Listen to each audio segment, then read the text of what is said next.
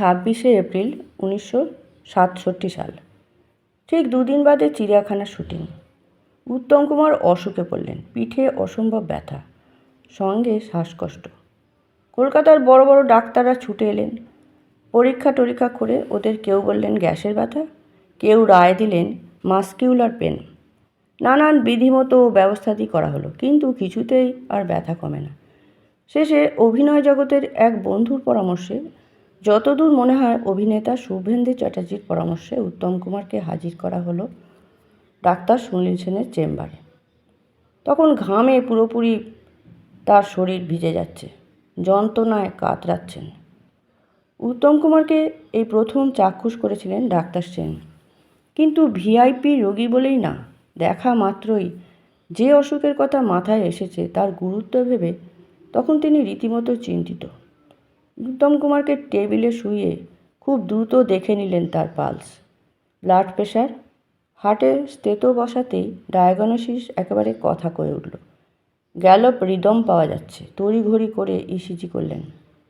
হ্যাঁ, যা সন্দেহ করেছিলেন, একটা বড় রকমের হার্ট অ্যাটাক।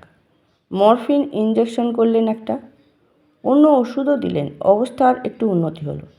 ডাক্তার সেন উত্তম কুমারকে নিয়ে ট্যাক্সি করে চললেন ওর ময়রা স্ট্রিটের বাড়িতে।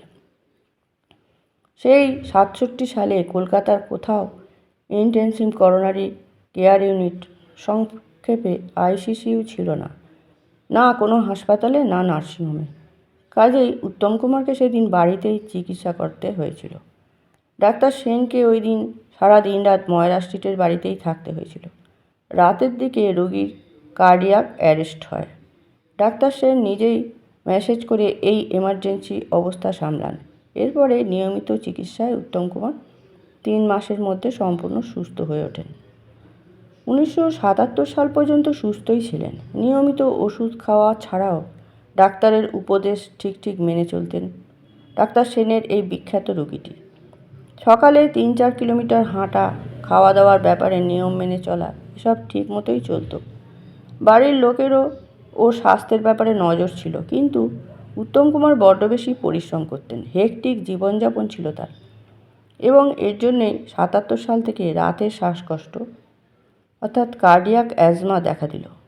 মোট 5 বার বড় বড় অ্যাটাক হয়। প্রতিবারই ওকে নার্সিংহোমে ভর্তি করা হয় এবং ডাক্তার সেনই অ্যাটেন্ড করেন। নার্সিংহোম থেকে ছাড়া পাবার পর কোনোবারই 3 সপ্তাহের বেশি বিশ্রাম নেননি। অভিনয়ের কাজে পুরোদমে লেগে গিয়েছিলেন। 23 জুলাই 1980 রাত 2টোয় ফোন কল। রিসিভার তুলতে ডাক্তার সেন উত্তম কুমারের বাড়ির লোকের গলা শুনতে পেলেন। প্রচণ্ড বুকে ব্যথা শুরু হয়েছে, একবার কি ডাক্তার সেন আসতে পারবেন? ওই রাতে গাড়ি নিয়ে ছুটলেন।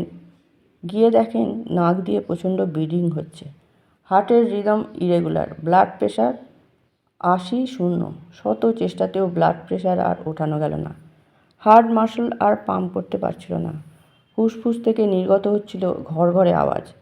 জ্ঞান ছিল, কিন্তু ইউরিন বন্ধ হয়ে গিয়েছিল। 24 জুলাই বেলভিউ নার্সিংহোমে রাত 9:30টার সময় হার্টের মাসল ছিঁড়ে গিয়ে মারা গেলেন উত্তম কুমার। এইভাবে উত্তম কুমারের মৃত্যু ডাক্তার সেনের কাছে মোটেই আশ্চর্যের ছিল নয়। ডাক্তার সেন বললেন, আমার মতে এবং আমার চিকিৎসা বিজ্ঞানের মতে একটা বড় রকমের হার্ট অ্যাটাক হলে একটা রোগী খুব বেশি হলে 10 থেকে 15 বছর বাঁচতে পারে, যদি অবশ্য সে ডাক্তারের কথা মতো চলে, এবং সঙ্গে যদি কার্ডিয়াক অ্যাজমা থাকে তাহলে 2 থেকে 5 বছর মাত্র রোগী বাঁচে। সেই দিক থেকে আমি বলবো, উত্তম কুমার যে পরিমাণ কঠোর পরিশ্রম করত এবং শুটিংয়ের জন্য সারা পশ্চিমবঙ্গ, বোম্বে, মাদ্রাজ ছোটাছুটি করে বেড়াতো, সেই তুলনায় সে বেশি দিনই বেঁচে ছিল।